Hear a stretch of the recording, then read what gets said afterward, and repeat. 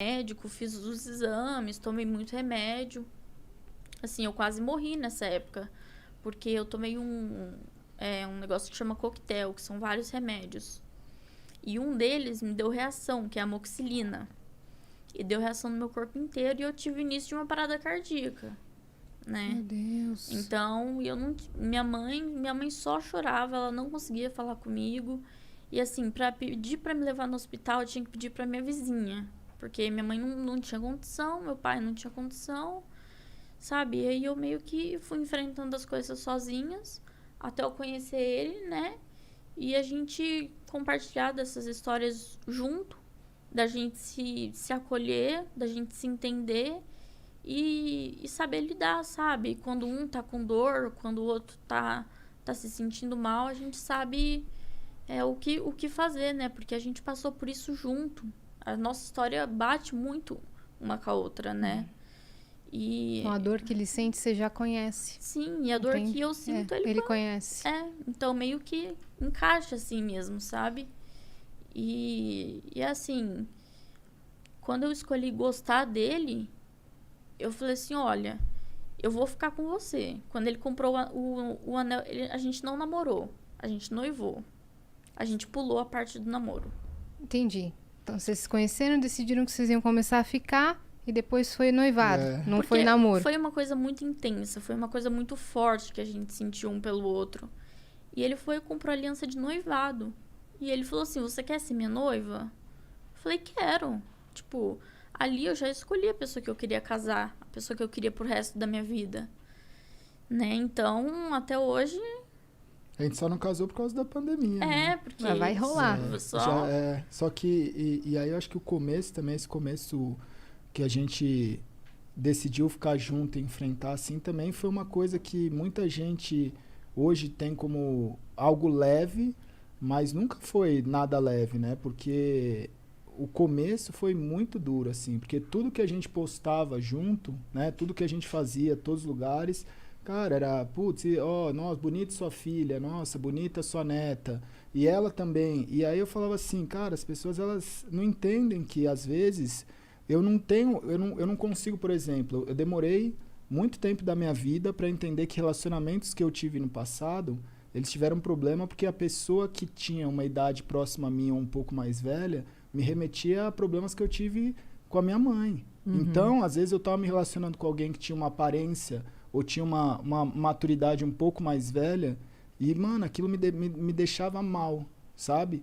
E aí, quando eu conheci a Leti e tal, não sei o que, eu falei assim, cara, eu posso ser e eu posso gostar de uma pessoa sem ter os traumas que eu tinha antes. Ela não te causava isso? Não me causava isso. E ela também tinha esse lance de, por exemplo, tudo que é muito adulto também remete ao pai dela. E eu sou uma pessoa que, apesar de eu ser velha, eu tenho a minha vida, ela é super jovem. Eu relaciono com jovens, eu tô todo dia com jovens, meus amigos são jovens. Você tem a aparência jovem? Então, é uma coisa que, tipo, eu olho e falo assim, mano, eu olho uma pessoa da minha idade e falo, mano, eu não sou igual a essa pessoa. Eu tenho uma outra, sabe? Eu tenho uma outra forma de levar a vida. Então, eu falava assim, mano, ninguém vê esse lado. Mas eu pensava quando eu falava assim, mas ninguém é obrigado a ver. A gente que vamos levando.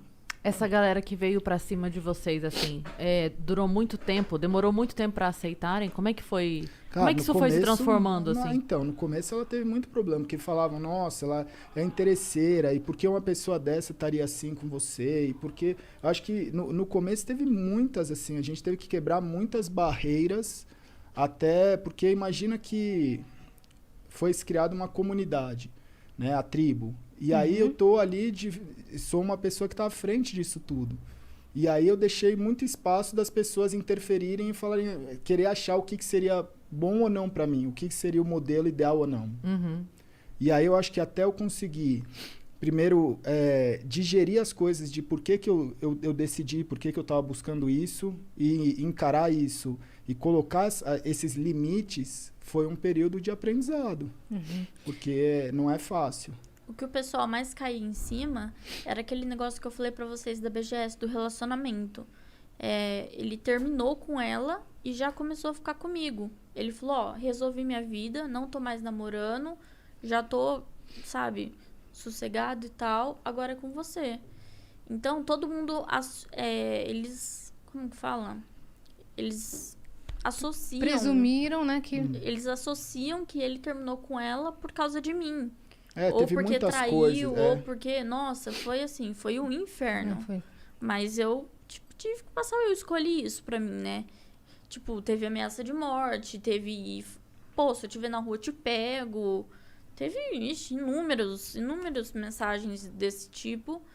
E eu mostrava pra ele, eu chorava. E ele tinha medo de eu fazer alguma coisa. Porque na época, eu sempre... tipo, pra mim, eu queria morrer. Eu queria me matar. E ele tinha medo disso acontecer. Porque o hate que caiu em cima de mim foi muito forte. Ela já tava vindo dessa história, né? De todas as coisas que aconteceram. Fragilidade emocional, psicológica, né? E aí quando chega uma bomba dessa, você não tá preparado. Você acha que o hate foi por conta disso, de ter havido um relacionamento antes? Ou foi, sei lá, era uma galera que de repente projetava alguma outra coisa, teve dificuldade de aceitar? Você acha que... Qual motivo você vê pra esse hate? Eu acho que as pessoas, elas, tipo assim, o público dele que não me aceitava. Então, porque porque é interesseira, porque é seu dinheiro, porque ela é muito bonita pra você e você não é bonito pra ela, sabe? Coisas do tipo. Então, assim, o pessoal, eles dão... Qualquer motivo era o mínimo. Já era motivo pra tomar hate. E eles não sabiam a história por trás, Não. da conexão de vocês, tudo conforme aconteceu. Eu queria saber, de tanta gente que te mandava mensagem nessa época, que ela te mandou no Instagram pedindo o seu número, por que você respondeu o dela? Cara, porque foi um negócio... Eu tava em Santos... E aí foi um momento que eu ia de ônibus, e aí eu não sei se eu tava chegando em Santos, ou era um momento que eu tava mexendo no celular, e aí me calhou, eu falei assim, mano, eu tenho uma oportunidade, porque nessa época eu fazia live, e eu ainda separava um tempo para conversar com algumas pessoas no Instagram, porque muita gente me mandava mensagem pedindo ajuda. Ajuda de companhia, mas de dicas de vida mesmo, assim, de tipo, cara, como é que você tá passando por isso? Você pode me ajudar? Eu tô passando por algo próximo. Porque 2018 era o ano que eu tava ali, eu fumava muito, porque eu tava lidando com a depressão, eu tava sendo medicado, eu tava enfrentando minhas dores, então era um ano muito intenso. Trabalhando todo dia. E tinha várias vezes que eu terminava a live e alguém, meu telefone na época tinha vazado na stream, então a pessoa me ligava e eu não sabia dividir. Eu ainda não tinha essa experiência que eu tenho hoje. Então a pessoa me ligava, eu atendia, e a pessoa às vezes me ligava chorando, falando, mano, tá acontecendo isso na minha casa, o que eu posso fazer? E eu ficava ali depois 1 hora, 2 horas, conversando com a pessoa. E aí nesse dia eu tava vendo os directs do Instagram para ver se tinha algumas mensagens. E eu olhava sempre a primeira linha. Então eu tava passando e tava vendo as mensagens, tipo, relacionadas a esse lance para que tava querendo uma ajuda em alguma coisa. A dela era o negócio de seguir. E aí, eu olhei e falei assim, tipo, me chamou a atenção de alguma forma, tipo assim, ninguém nunca me pediu, me segue aí, patrão, saca? Então ela me chamou... Fica a dica aí, se você quer conquistar seu amor, entendeu? já manda lá, segue nós aí, patrão. O oi sumido caiu por terra Caiu. agora. Segue Agora nós segue aí, nós. patrão. Exato.